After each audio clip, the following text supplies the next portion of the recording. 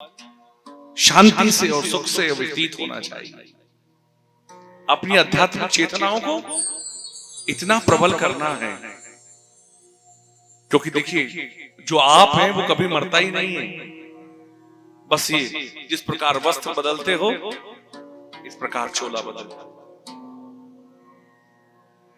भगवान बहुत बड़ी कृपा करते हैं, जो पहले था उसका याद नहीं रखते। अगर मनुष्य को अपने पिछले जन्म याद आ जाए तो पूरा जीवन दुख में बीत जाएगा। ये और एक बात आपको याद करा दे, उदाहरण मनुष्य जन्म में भी व्यक्ति को पिछला सुख याद नहीं रहता, पिछला दुख याद रहता। प्रश्न कराए इह घोरई कलौ प्रायो जीवस असुरताम गता। हर जीव असुर हो जाएगा। असुर किसे कहते हैं?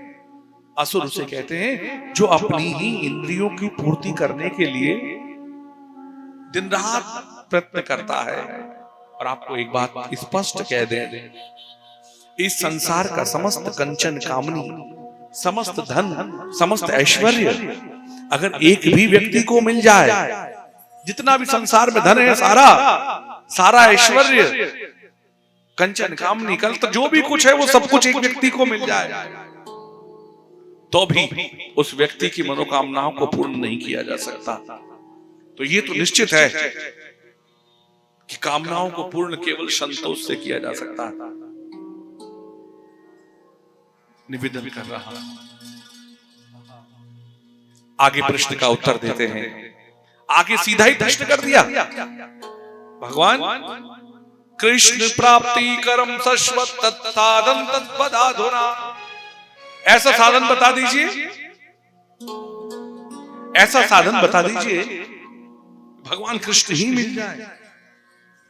और जब ऐसा प्रश्न करा, क्यों? क्योंकि इस संसार में चिंतामणि केवल लौकिक सुख दे सकती है, और कल्प वृक्ष स्वर्ग के सुख दे सकता है। पर गुरु चाहे तो वैकुंठ में योगी को जो दुर्लभ है वैकुंठ, उसको दिला सकते हैं। गुरु जरूर होने चाहिए। गुरु की बड़ी महिमा है। हमारे यहाँ ब्रज में कहवे, लाला जाको गुरु नाए, बाका तो जीवन शुरू ही ना है। इसलिए गुरु जरूर होने चाहिए। आपको बताएं, एक बड़ा अच्छा कथानक याद आया। एक बार की बात है, एक गुरु और शिष्य एक आश्रम में बैठकर आपस सत्संग कर रहे थे, प्यार से प्रश्न पूछ रहे थे। अचानक पुराना समय था, बाढ़ आ गई। बाढ़ में जहां बैठे थे वहां तक जल ही जल। अंत में पानी जहां रह रहे थे वहां तक आ गया। गुरुजी तैरना जानते थे।